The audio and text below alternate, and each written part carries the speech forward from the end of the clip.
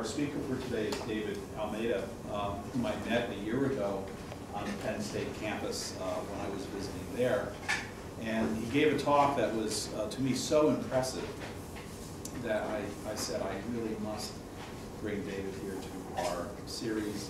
David is currently Professor of Human Development in the College of Health and Human Development at Penn State University.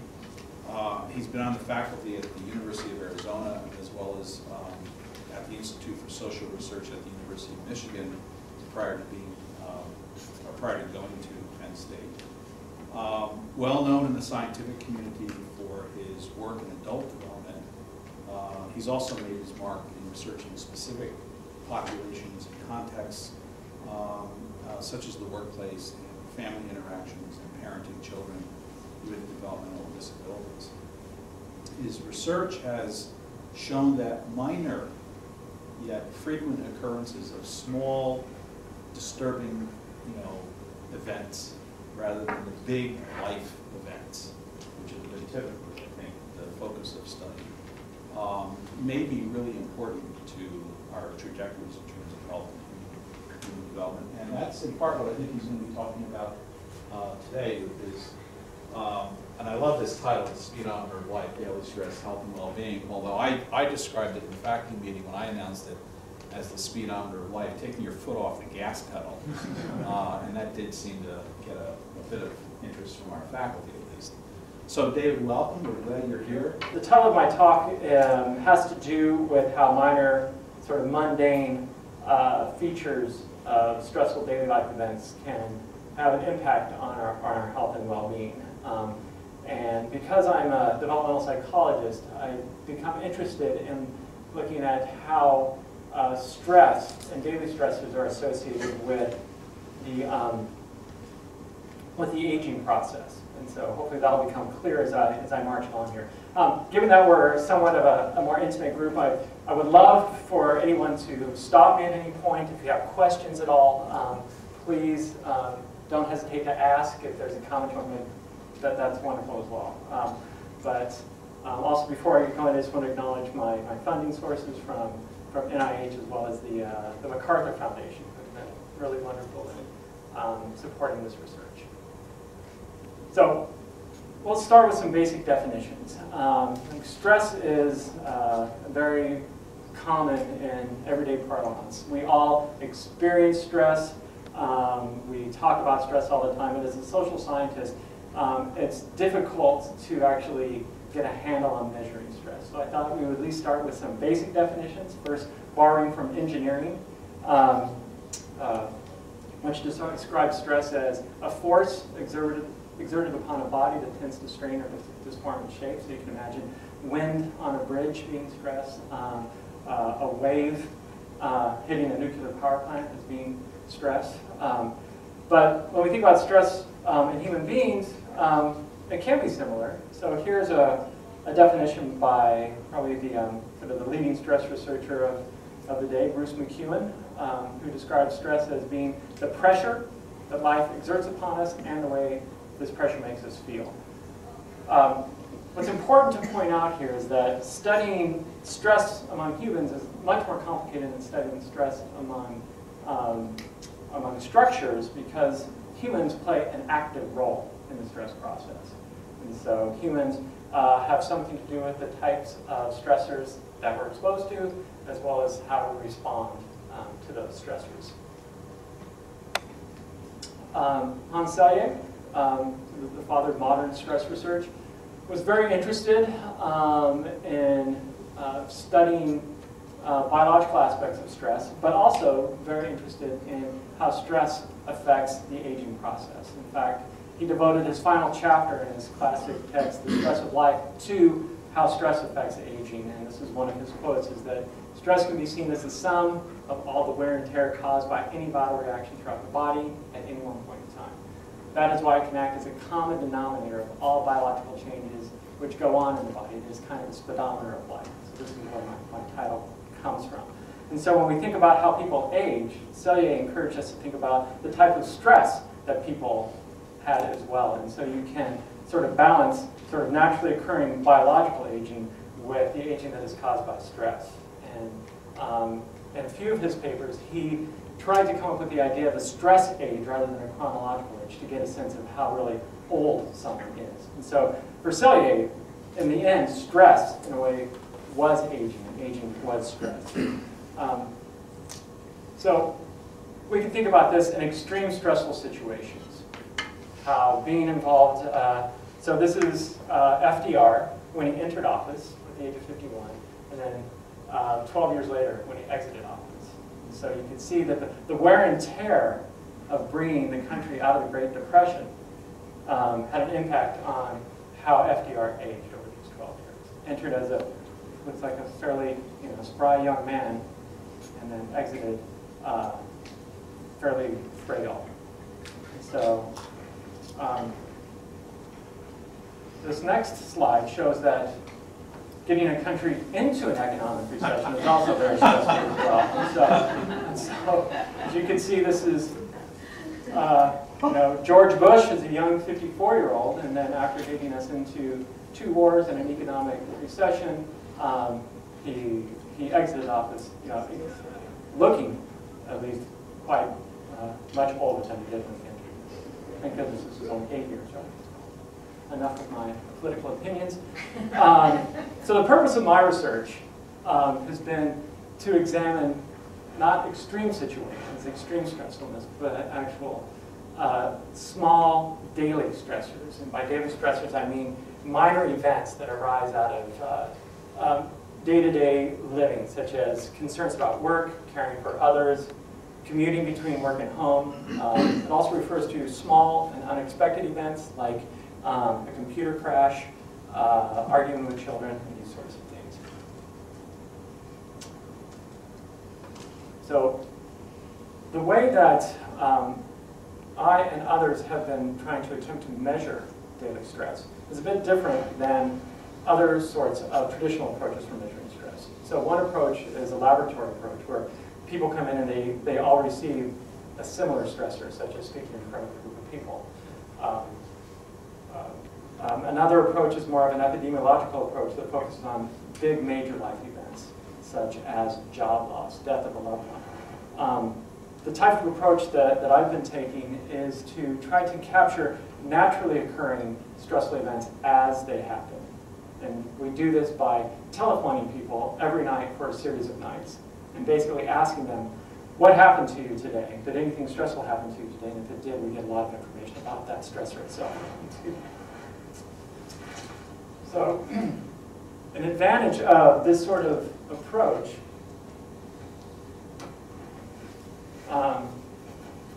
is that it allows us to capture stressful situations as they occur, but also the ability to capture naturally occurring events as they occur. So this is different than a laboratory approach where people are actually given a stressor. I firmly believe that people play a big role in the types of stressors that they have. And if you bring people into a laboratory, you lose that. The second advantage of this approach is that by studying daily stressors, you can capture these small events because they happen so frequently. Obviously, major life events have a huge impact on the health and well-being of individuals. So starting a job, losing a job, getting married, divorce, absolutely these require adjustment, they require adaptation. However, thank goodness they do not occur very frequently. Daily stressors occur all the time. And so there's some evidence now that shows that it's this frequent exposure to these minor events that have a larger impact on health and well-being than these bigger, more rare major life events. Another advantage of this approach of asking people about stressors on a daily basis is that it can minimize memory bias. And so when you capture, when you ask someone about a stress that happened to them in the past 24 hours, there's less time that goes by that will allow when we reconstruct those experiences to bias the actual experience that happened. And finally, and for me, the most important advantage of this approach is that it allows us to assess, at least operationalize, stressor reactivity. And so because we examine people every day for a series of days, we can compare days when people have a stressor versus days they don't have a stressor. And if there are differences in their extent of their emotional well-being, their physical well-being, we can make some sort of claim about the reactivity to a stressor. And so for an example, this is how I operationalize reactivity. Reactivity is a slope between the occurrence of a stressor or a non-occurrence of a stressor and a stressor. So for example, negative affect, the extent to which people are grumpy on a given day. On days when stressors are not occurring, we get fairly low levels of negative affect. However, on a stressor day, we see increased levels of negative affect. And for some people, this reactivity is higher. And so we can think of reactivity as the extent to which we can define you as what I would call a Velcro person or a Teflon person. So Velcro would be high reactivity. On days that a stressor occurs, you cannot let it go and it just sticks to you. Or some people are more like Teflon. On days that a stressor occurs, it just sort of slides off of them and they're not affected by it. And so we can think about this in terms of negative affect. We can also think in terms of positive affect. Some people just remain sunny and cheerful even in the face of stressors. Other people, when they experience stress, their positive affect decreases. So, what does this have to do with health and well-being? Well, I'll start sort of with the, I would say the most objective measure of health and well-being, which is mortality. So if we can show that reactivity to daily stress is associated with the extent to which people are alive or not, then that's a nice starting point and we can move on from there. So, so my first study I'm going to present is from the normative aging study. This is a longitudinal study of veterans that was started in the 1960s. We collected information from these vets.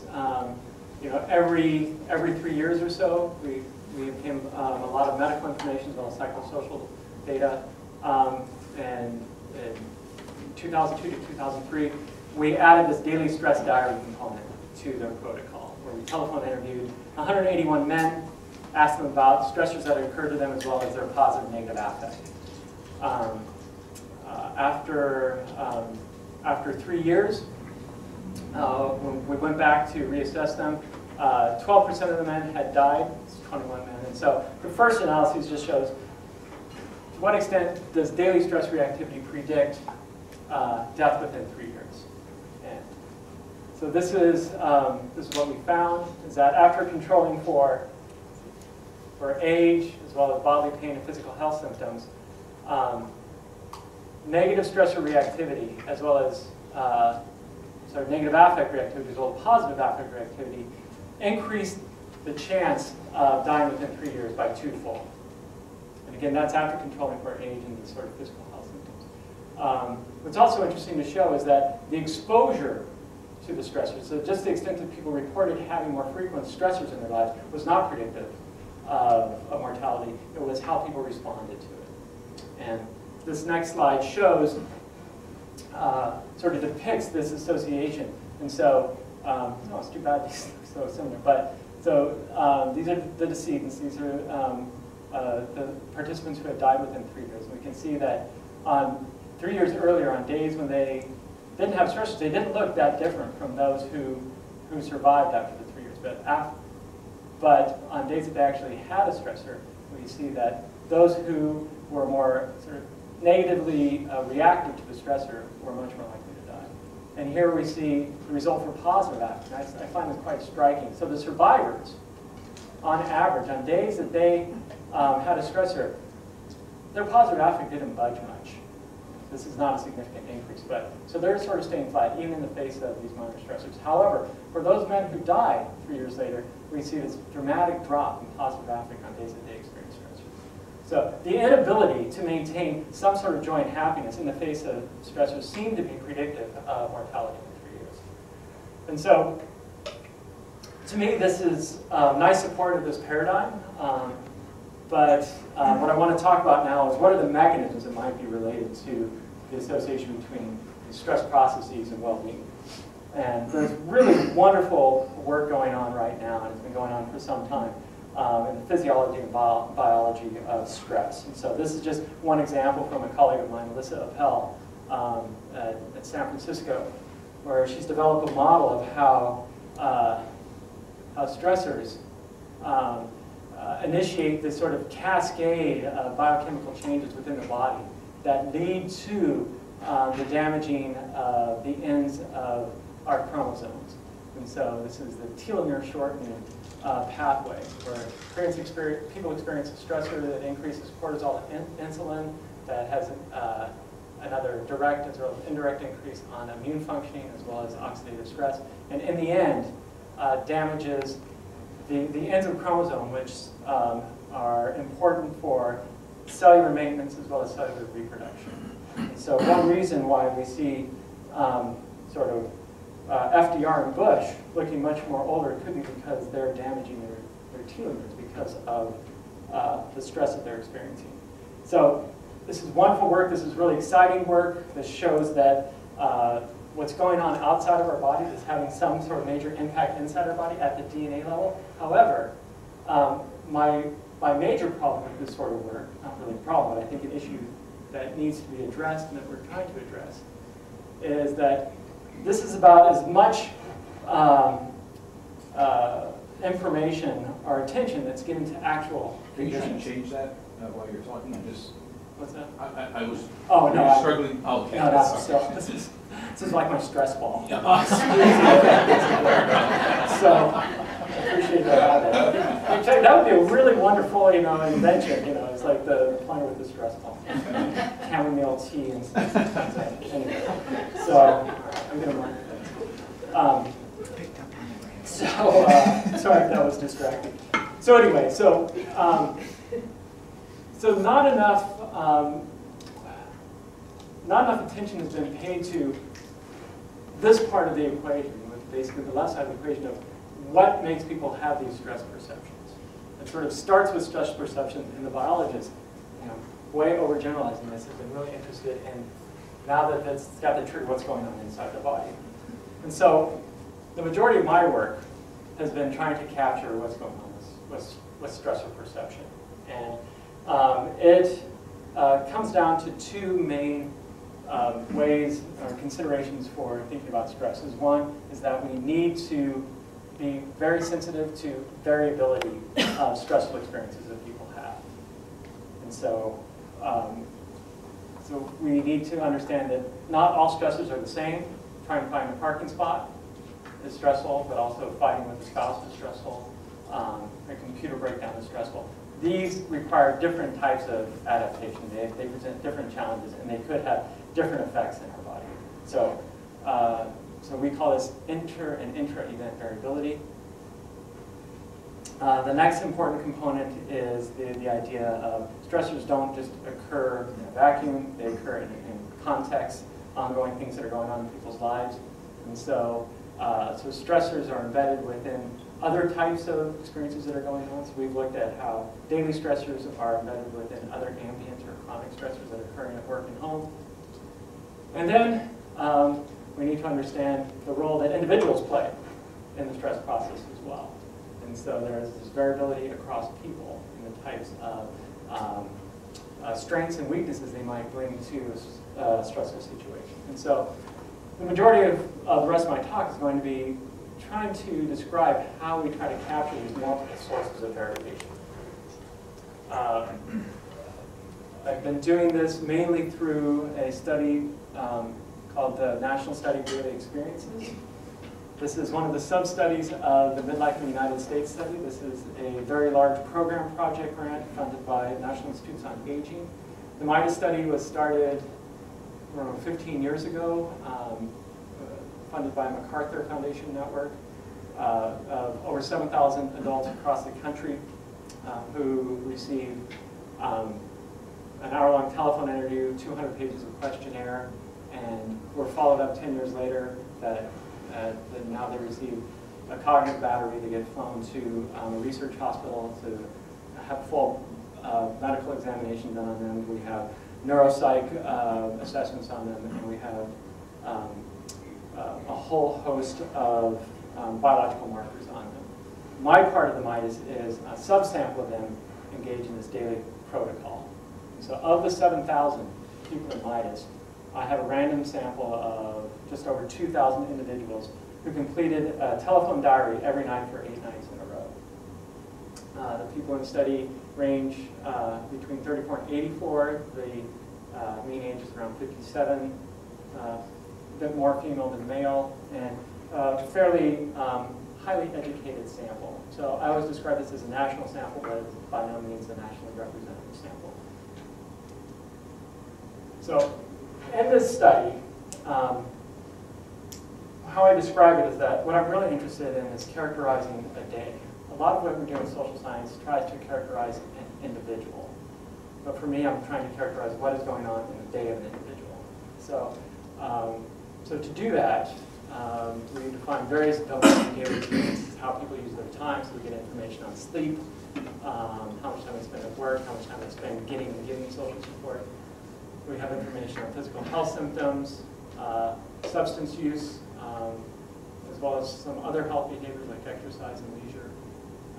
Information about medications that they take. And we were initially interested in getting medicated because of its role in HPA function or cortisol functioning, but we're beginning to look at how medication is predictive of daily experiences as well. I don't have time to go into that. We have information about positive and negative mood, productivity, both at work and at home, how much work they're getting done, and a lot of information about stressors and some information about positive events. So every night, people are answering questions about all of that, and believe it or not, it takes around 15 minutes to characterize the day. Okay, on top of that, we collect saliva from people. So on 4 of the 8 days, people are collecting saliva, and they do it 4 times a day on 4 consecutive days. When they wake up, 30 minutes after they wake up, before they go to lunch, and before they go to bed. The saliva right now is being assayed for cortisol, but I've become very interested in other sorts of daily biomarkers as well, but I'm mainly going to talk about cortisol today. So what I've discovered is I've just started, well, it feels like just started, but probably for the past 9 years, I've been really interested in using biomarkers to tell you about a day. A lot of people use biomarkers to tell you about a person, but I can use a biomarker to tell you about how your day was. It's sort of this magic crystal ball. If you give me your saliva, I can tell you what's going on that day. For better or for worse, when we got into this, we got into it in a big way. So first of all, people didn't think that we would get our participants to give us saliva. We never see our participants. We only contact them through the mail and through telephone. But of the 2022 respondents, 1,740 agreed to do the protocol. It's 86% of participants. So it's high burden, but they did it. One reason why they did do it, I don't have a, I should have brought this to give you a bit more multimedia here. But we have produced a video, actually a CD, that describes how you actually collect saliva. We partnered with our PBS station, and so it's a really slick, neat video that describes, the proper way to collect your saliva. So a lot of participants did it, but they also did it pretty well. And so we had, with that many participants times 16, the most samples we could get was just under 28,000 samples. Well, in the end, we got just under 27,000 samples of saliva. This gives you a sense of the protocol that we use. So we have days, every 8 days. On day 1, they do their first interview, and at the end of that interview, they get some more instruction about how to start their saliva collection on day 2. And then on day 2, they do the phone interview, but then they do this saliva collection, as you can see. And then by day 6, they should have finished. And then day 6, 7, and 8, we're cajoling them to put their saliva back in the mail and give it back to us.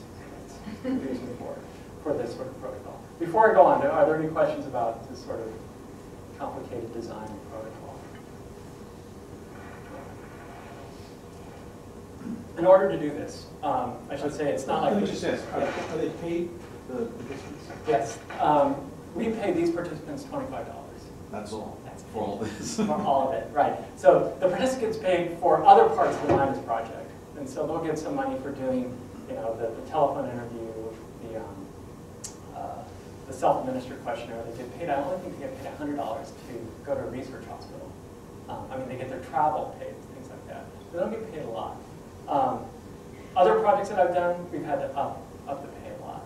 And so we have a study of hotel managers, and they just refused to do it until we started upping it. So we pay them $150. Don't tell them guys. Other thing that we do for pay is we give them $25 when we recruit them. And so they get a check for $25 when they get asked. And that was a bit risky to do because we thought we'll just cash a check and not do it, but we've had very little sort of, you know, of that sort of experience. Questions?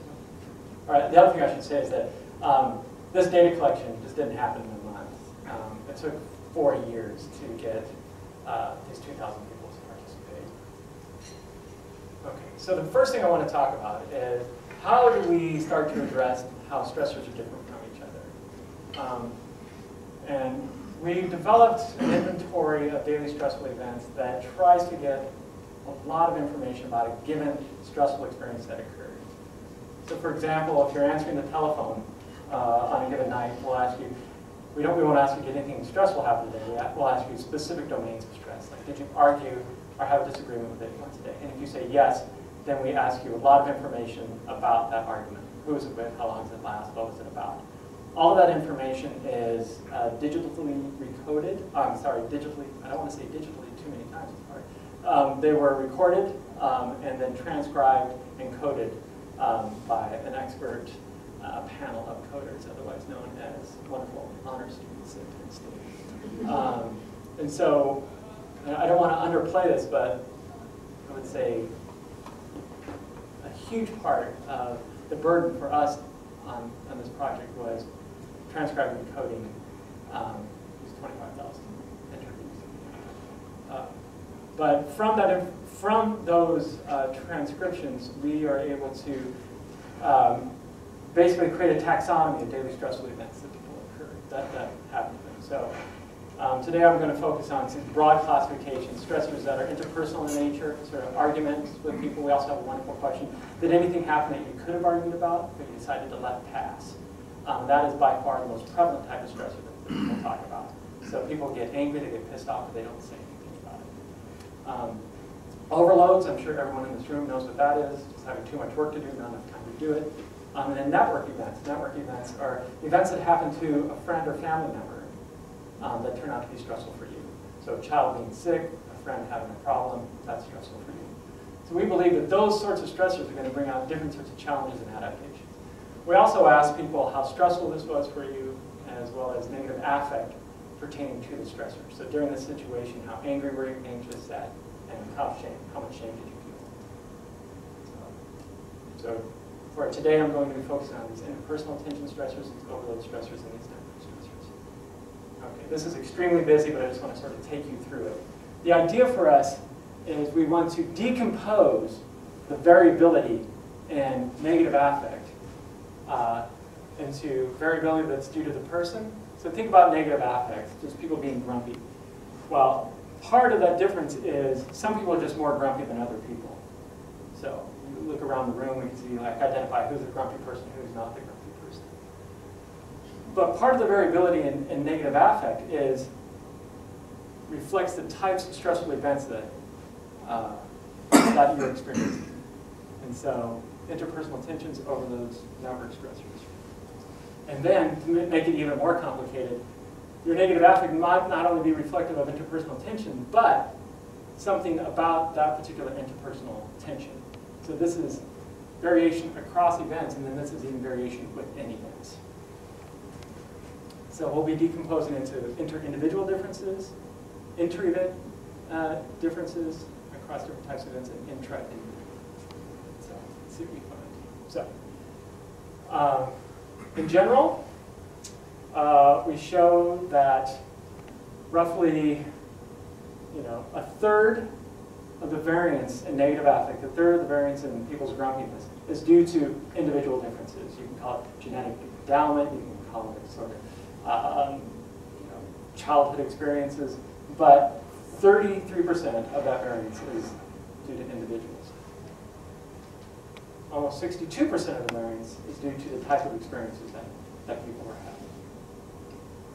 So for me, this suggests that the type of stressor, the type of experience that people have, plays a really important role in their emotions. You see that much variability. So people, and another way to think about this is, people vary from themselves on a day-to-day basis much more than they're varying from other people. And so if we look at sort of what's carrying the load in terms of negative affect, really has to do with interpersonal things as well as home issues. And so here you see that when people argue, people with negative affect is much higher. Work overload, when people experience work overload, negative affect is higher, but it's not as high as if you had had attention or home overload. But I think even more telling is the type of emotion that people experience. And so this graph, again, I apologize for being busy, but here we have the different types of stressors that people have. And these are the type of emotions. And so the red is angry, the green is anxious, blue is sad, and purple is shameful. So when people experience arguments, they're more likely to report being angry or avoiding arguments. Work overloads predict feelings of anxiousness and nervousness, as well as home overloads. And the network, they are the stressors that are most likely to evoke sadness. And so here we see that inter-event variability is associated with variability in the type of emotions that are being listed. Okay, so abrupt change, but let's talk about something other than self-reported emotion. Let's talk about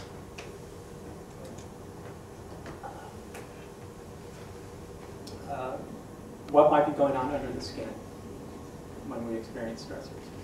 And so today I'll be presenting our work on salivary cortisol. This is that we obtained with the saliva samples. And remember, I mentioned that we collected cortisol 4 times throughout the day, and this is the reason why. So first of all, a very brief primer on cortisol. Cortisol is a hormone in your body that is responsible for mobilizing energy. And so it is a very important hormone. It's a very useful hormone. And in fact, we see the usefulness of it when we chart the diurnal rhythm of cortisol. So this is what I would call a healthy rhythm, where in the morning, cortisol has this awakening response, or this spike. Basically, this is your brain engaging with your outside environment, telling you that it's time to wake up. And with the surge of cortisol, it mobilizes your body to get out of bed. If everything is going smoothly throughout the day, cortisol will have this nice sort of decline where it reaches its nadir actually after you go to sleep, but before you go to bed. Your energy, you do not need to mobilize energy to fall asleep. You need to demobilize energy to get recuperation. And so, so if all goes well, cortisol increases and then decreases throughout the day. Now, why cortisol is seen as a stress hormone is that in times of challenge or adaptation, we need to mobilize our energy to meet that challenge. And so on days when we have stressors, we would expect this slope here to be flatter. We would expect to have higher concentration of area under the curve. And in fact, what we're also showing is that on days when you have certain sorts of stressors, such as a work deadline, we see a huge surge in this awakening response, which tells us a bit about sort of anticipation of the game coming up. All right, so that's a pretty picture of what cortisol looks like, and this is what we have with cortisol. And so for me, I think this is one of the most beautiful graphs that I've ever seen, even though it's my data, I'll say it. It's the first time I've ever plotted. These are our first 250 respondents in cortisol. And I'm not sure if you can see it, but I certainly can, is that you see this obvious diurnal rhythm of a spike and then a decline and a decline. Now the challenge for us is to take these data and then decompose them into variation across people. And so some people are spiking high and some people aren't coming down. But we also want to look at day-to-day variation as well. And so this person obviously had some sort of spike, or this before the data was cleaned. But on the next day, we see that we do not see that spike as well. So trying to figure out day-to-day variation in these diurnal rhythms has become the challenge and hopefully the promise of our research. And so here's what we know so far, is that on days people experience a stressor, so this is stressor reactivity, but the reactivity now is cortisol, is that there is a dramatic increase in the absolute concentration of cortisol in the system. And this is the greatest on days people experience arguments, and again on the days that people experience home overloads. So it is consistent with the affective reactivity. We see it for the cortisol reactivity as well. So again, this is a within-person association. It's on days when people experience a stressor, they have more cortisol in their system compared to days that they don't. Another way to look at this is, you can't see the average here, but the average is the black line that goes down here. And here we see the effect of tensions, it's right here. And then we also see an effect of working hours. Now, if we think about intra-event variability, so it's not whether or not you have just tensions, but tensions with a family member. And here we see on days that people have tensions, their cortisol is higher compared to days that they don't. But on days that people have tensions with a family member, we even get a flatter slope here and a greater concentration of cortisol. So, in sum, event variability, that how stressors make one feel does not solely reflect stable dispositions. There's a lot of intra-individual variation, and that appraisals as well as physiological reactions operate differently depending on the type of stressor. And so we need to consider event type in different events of the same type, or a consideration of inter- and intra-event variability. Okay. Next thing I'm just going to blast through is considering other stressors that are going on while stressors are continuing. And so here we have a measure of discrimination that's taken from the early MIDA study.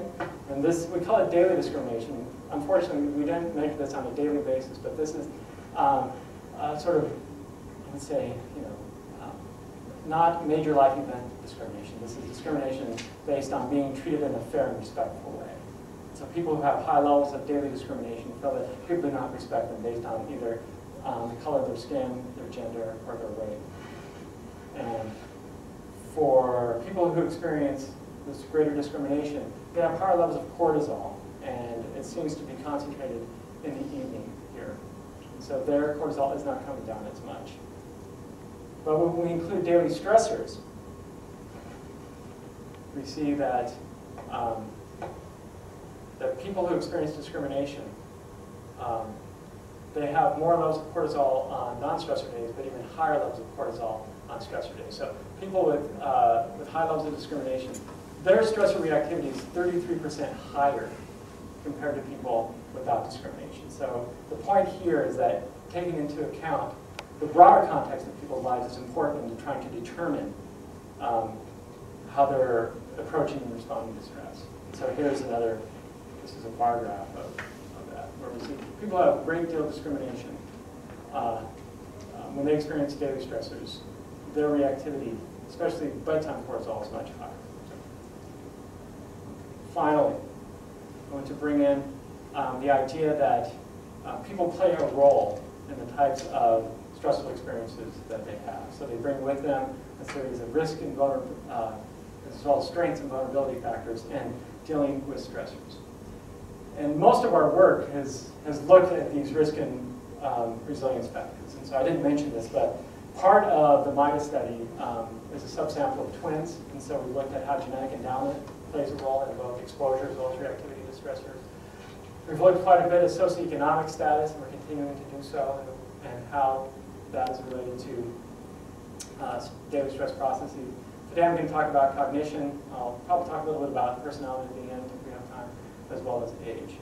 But let me just show you some findings for cognitive resources. And so during the larger MIDA study, people completed a cognitive battery that assessed both the overall cognitive performance, such as executive functioning, as well as working memory.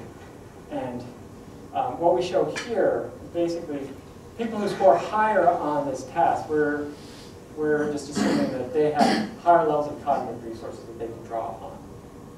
And one thing to point out is this is a table showing how cognitive resources is predicting the exposure to stressors. So people who do better on these tests have more resources. We expected them to have fewer stressors. However, we found the opposite. So for example, so this is the cognitive resources. People who had higher levels of cognitive resources, standard deviation difference, those people were 25% more likely to report any stressors. And it seemed to be carried mostly by, you guessed it, work overloads. So people who have performed better on these tests, have higher levels of cognitive resources, they are selecting themselves into environments that are actually more stressful. Sorry, guys. Sounds like academics. Exactly. Well, another interpretation of this is that people who have higher levels of cognitive resources, they are just better at complaining about their days. Or people who have higher levels of cognitive resources, these sorts of things do not register as stressors for them. So I just want to say that as a caveat. However, it is interesting that it predicted in what we would have expected. The same thing goes for education. So people who have higher levels of education, they report more stressors, and then they report more stressors across the entire board. So also it's important to note that these analyses control for education as well. Okay, so those sort of the what I'll call interesting finding and unexpected finding, but one that sort of makes sense for a role. But it is actually good to have education and cognitive resources when we look at reactivity. So people who have high levels of cognitive resources, on days they experience any stressors, this is for negative affect, we see that their slope is steeper, so they're a bit more reactive. But when we look at type of stressors, so this is having some sort of interpersonal tension. People who have high levels of cognitive resources are less reactive to interpersonal tensions. So in some way, they're not as affectively reactive to them. They seem to be handling them better in terms of their affect. However, for people with low levels, we see a steeper slope. And then when we look at network stressors, we really see this difference. It really emerges. So on days when people have a network stressor, this is something happened to a friend or relative that turned out to be stressful for you. We see that people with cognitive resources really seem to be at least emotionally handling that well with people with lower levels of resources don't. We get the exact same findings when we look at education as well. So there's something about having education as well as cognitive resources that help you handle these stressors. It also could be that the nature of this type of network stressor is very different for someone who's highly educated and has a high level of cognitive function. We get the same sort of results when we look at cortisol. People with high levels of cognitive functioning, their cortisol is better regulated than those without it. And then finally, the last set of findings I want to show, just to go through, and we're running out of time, is the role of age in all of this.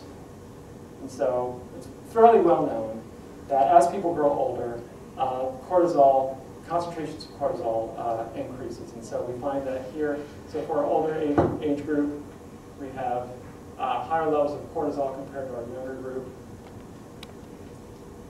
But we think about the daily experiences that people have, as well as who they are. The story changes a bit. And so those older individuals who have the highest level of cortisol, the greatest amount of AUC, are those older individuals who describe themselves as being neurotic. Those individuals who have high levels of negative affect at the end of the day. And what I want to bring it back to is bring back daily stressors into here. So this was one of the first slides that I showed you on our findings, where we saw that experiencing stressors is related to an uptick in cortisol on a given day. But let's try to figure out, at least think about, well, how much of an uptick is that?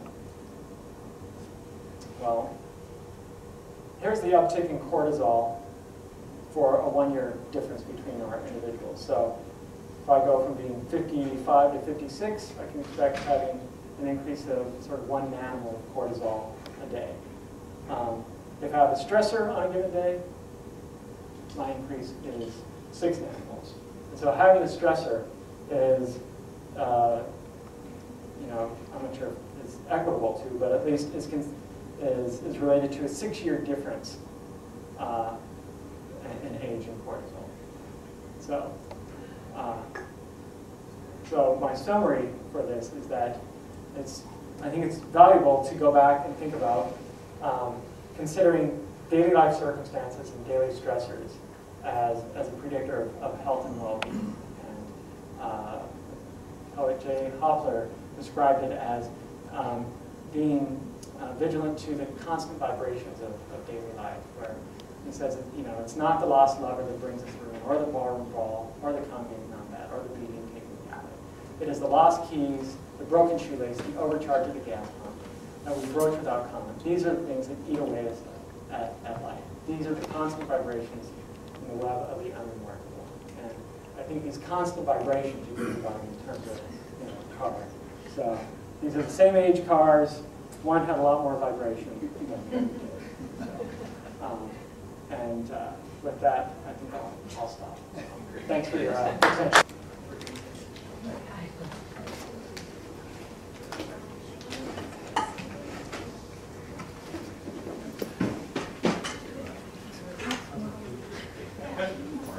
One of the things that I also find very interesting is how people's personality styles and cognitive styles contribute to this. So I was thinking of Lauren Alloy's work showing that negative cognitive style, actually those with negative style have more dependent life events. No independent, there was no difference in independent life, but no difference if you get hit by a car, but say, having fights. Right. So it's such a, to have the complication of this, like the stressor and what the genesis of the stressor and how the impacts of the negativity and how our body reacts to it. Yes, I agree completely. I think one thing that I try to clarify in my work, anytime you start trying to clarify things, then you're making huge assumptions. It's really not how it goes on. But the way that I've sort of decomposed it is to consider exposure to stressors. I really think it's important to think about what are these triggers, these stressful experiences that people have, and then how they react to them. And there's been, like we said, a lot of work showing how neuroticism, negativity itself, however you want to define it, is associated with both. And then you characterize it beautifully is that, but it's not just any stressor, it's certain sorts of stressors, those stressors. But what we really need to start doing now, and I'm guilty of not presenting here, is how does this feed back into the organism? And so for a long time, I've really described myself, I'm a daily researcher, my outcome is the day is important because we live our lives on days. Let's try to figure out how to make a day better rather than a person better. But now, I think that we can take information about those days and how they're combined to predict what a person is. And that's a really big challenge. These models, analytically, it's much easier to end with the more micro unit. But now what we're talking about is taking from a micro unit and going back to a macro unit, which is very important. Thank you. Thank you. What do your data tell you right now about demographic and geographic differences? You've got national sample and you're collecting this data. Yeah. There's clearly a migration, particularly of young, talented people to urban environments. Yeah. Can you say a little bit about the environment itself and how that's contributing? Yeah. My big stress is my daily commute. I think Yeah. Driving in and driving back, that can be a problem sometimes. Yeah. I wish we had more people, to be able to have the power to look at, either sort of census tract level. We've done it by region of country. I had this poor student who was during the Bush-Kerry election, where everything was about red and blue. And so she worked for months trying to show differences in red and blue states and things like that. Nothing just panned out for us, and I think it has to do with the power issue. Right now, I have a colleague who has a student who just got an NSF to link census tract data to the daily data. And again, I think it's going to be a challenge just because we don't have a lot of variation across those tracks. But any advice you can give me on other ways to do it, I'm really open. Yeah, I was struck by I think it was yesterday's New York Times. There was a report looking at, it was about education attainment and longevity. But when I went deeper into the article, I went to the website of Wisconsin as a researcher at Wisconsin, who's been looking at county level data. And it's pretty striking, you look at the Bronx, for example, compared to Bergen County where I live, it's a very different picture, but there might be some ways of triangulating their data on life expectancy, health status with yours. I know that we have people at Penn State, researcher Stephen Matthews, who does GPS stuff, GIS stuff, where he can get census tract and maybe other sorts of units, but get daily data on them. So you get the weather, the pollen count in a given census tract. You can get traffic congestion on a daily basis. And I've always thought that was a wonderful thing to try to be able to do, is to show how dynamic aspects of a neighborhood or a context or a census tract would be. Notwithstanding the issue of power, and I suspect that might be the case, what's your speculation about this, though? Because you come from State College, and it's almost like a bucolic kind of setting compared to urban environments where there may be more daily hazards, but maybe not. I don't know. Well, I think so. To way oversimplify it, I think that my exposure to stressors is more limited when I live sort of in a small community. I don't have to worry about traffic. I don't have to, worry about other people getting in my way, or just sort of the congestion. But with that comes lack of resources when actually something does happen. And so it's that interchange between the exposure and reactivity might be telling. And I think there's also something about being in a situation where you're not exposed to stressors at all, that when something does happen, you're just not ready for it. And so some things that we're doing with aging now, I didn't present this, but as people grow older, they have less exposure to stressors, is the way that we're defining it. However, when stressors actually happen, they're more reactive. And I think there has to be something sort of this fitness idea, just like exercise and keep your heart strong, which is probably a stress fitness as well, to being exposed to at least some level of stress to sort of keep you on the game going. For example, I got in a cab last night. When was the last time I had to hail a cab, right? I got in the cab and the guy's meter broke, and he just kept on driving. And I'm not from New York. How does a New Yorker handle this? Probably we do this all the time. Get me out, But I'm sitting there. I have no idea. And I think it was probably because I really haven't been exposed to that as well. But so that's my oversimplified speculation. What impact that might have on their openness to information, and in particular, their adherence to some medical recommendations they had received for either taking their medication or engaging in more physical activity. And I was a fairly skeptical behavioral scientist on the project and didn't think it would work, but it seemed to work pretty well. and so I just wondered if you could talk a little bit more about the importance of positive affect. I know this is largely about sort of mechanism mapping, what happens to people, but I'm thinking about intervention. I'm thinking about how do we utilize this, and what are the implications of it for our intervention. So I am getting more interested in positive affect. I think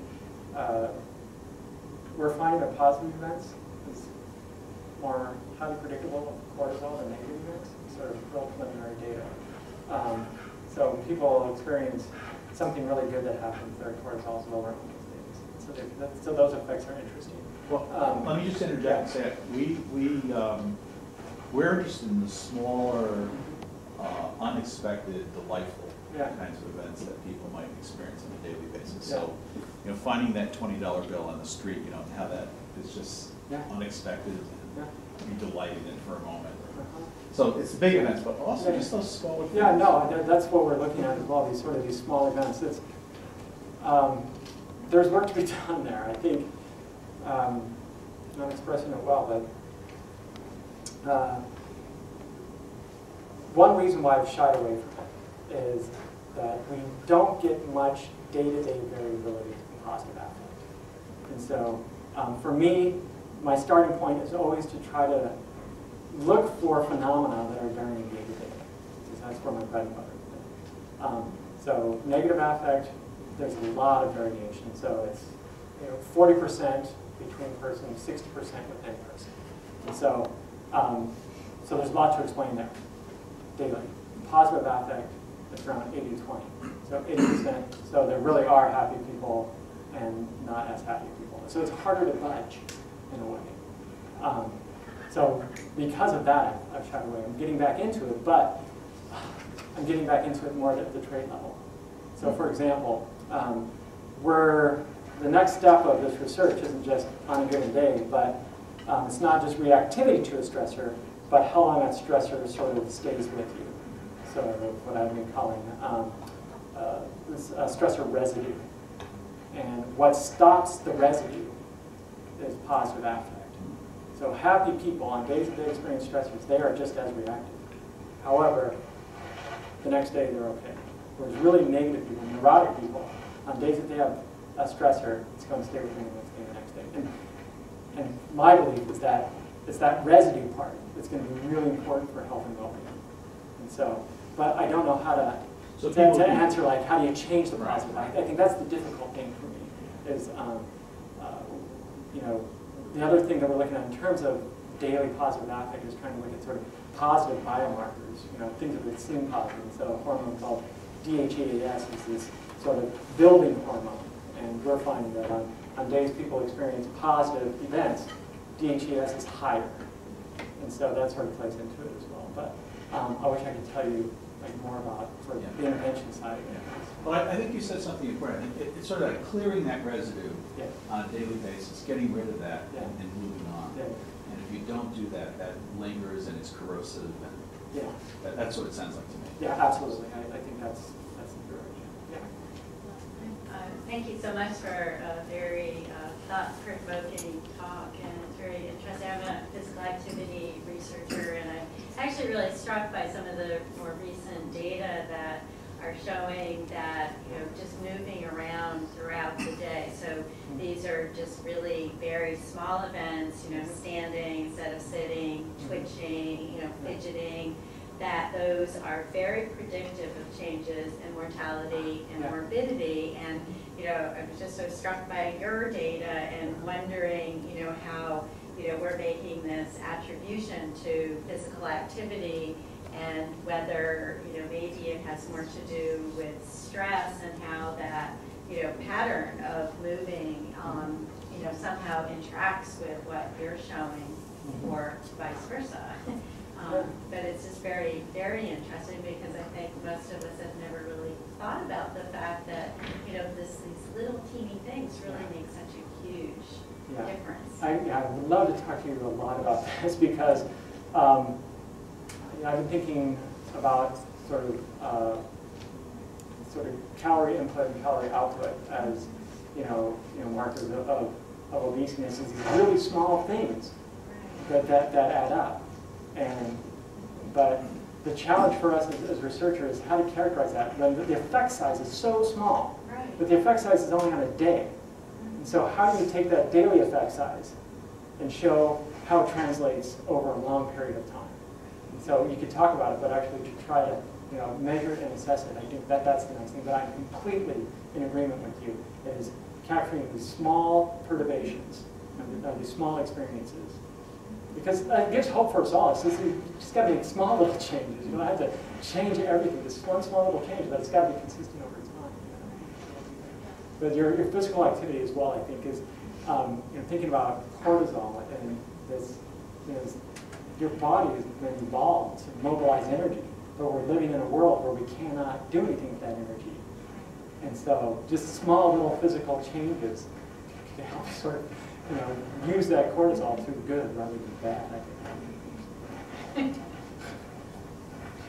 I keep coming back to what you said about rumination. I mean, it's so important. What differentiates, right, is ability to let go. Yes. And move on. And when I do global mental health research, and I was with two ethnographic teams. One does work in Africa, the other in India. They're both saying the same thing. The thing that you see, depression, the most common symptom that people report is thinking too much. In various countries in Africa and in India, like this inability to let go and move on, thinking too much. And I think we need to target it more in our interventions. We have sort of a battle going on in our department, a friendly intellectual debate between people who are studying rumination and the people who are studying mindfulness. And where do those two things meet and where they don't meet? And what's the difference between them? Because sometimes you read, both those sets of literature, and it's the same thing. Like you have to be focused in the moment, and then, but what if that moment is really dark and bad? But the mindfulness people like embrace it, take it. The other people say distract, and so I think it's an interesting time. But rumination, I think, is the key to sort of seeing how these things sort of expand. And I used to say we need to get sort of the event that happens, but now I've come to believe that rumination is this this wonderful ability that we have is to experience stressors even when they're not happening.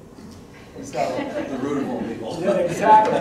That's what we are as a species. The ability to ruminate makes us think. So I think. Well, I think we've exhausted the time with you here today, David. And I want to thank you very much, and I want to ask all of us to thank David.